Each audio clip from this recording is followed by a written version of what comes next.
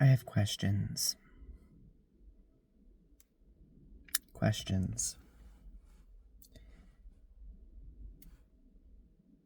When will it be enough?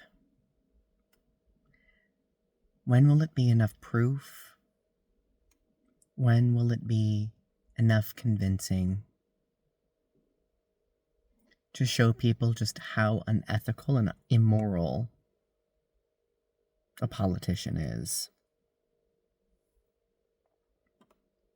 I have spent 20 years working in research, analysis, teaching those skills to others, critical thinking. I have been an activist for a decade or more.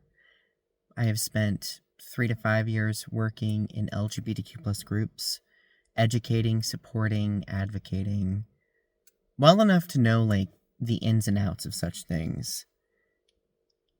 And what I find especially infuriating are when people who refuse to acknowledge reality and the truth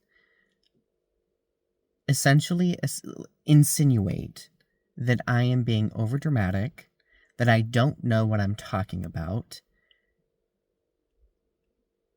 And I feel like I've been struggling with this with family members since 2020.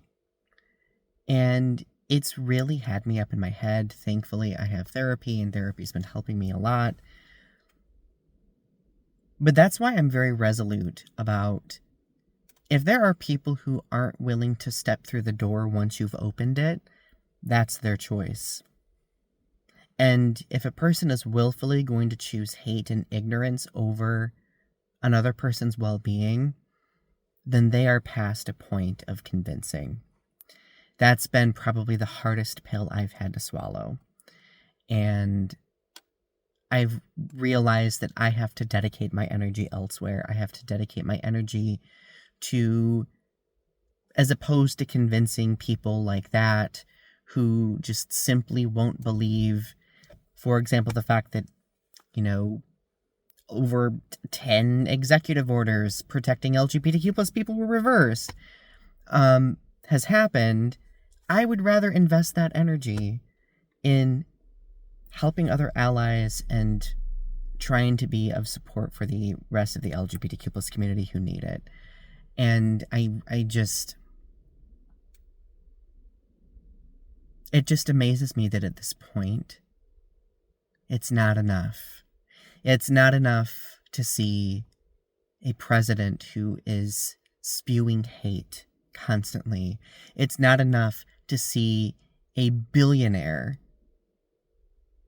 doing fascist salutes on national television. It's not enough to see people literally being impacted. It's not enough. Even for those in their lives that they love and care about, it's not enough for them.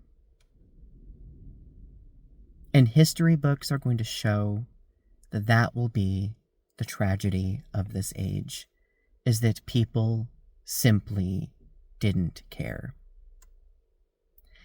And it's ironic because the people who don't care instilled in me the learning outcomes of the importance of community, kindness, empathy, standing up for other people. Fast forward 20 years later, they themselves don't even believe in those things.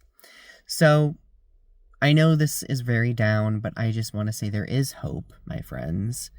And the hope we have is investing our energy in the people who are present and who do care. Especially our educational energy, our supportive energy, and our advocating energy. So those are just my thoughts for the day. Share your thoughts in the comments below. Of course, don't forget to subscribe to my channel, click like, and know that I love you. I know things have been difficult lately, but there are people who are willing to fight and are fighting. If you've not watched my recent 2 streams reflecting on uncertain times, please go watch those. I share a bunch of resources, not only for the LGBTQ plus community, but allies as well, that they can use in order to do the work when it comes to educating, advocating, and supporting. Okay, hang in there, everyone. We'll talk again soon.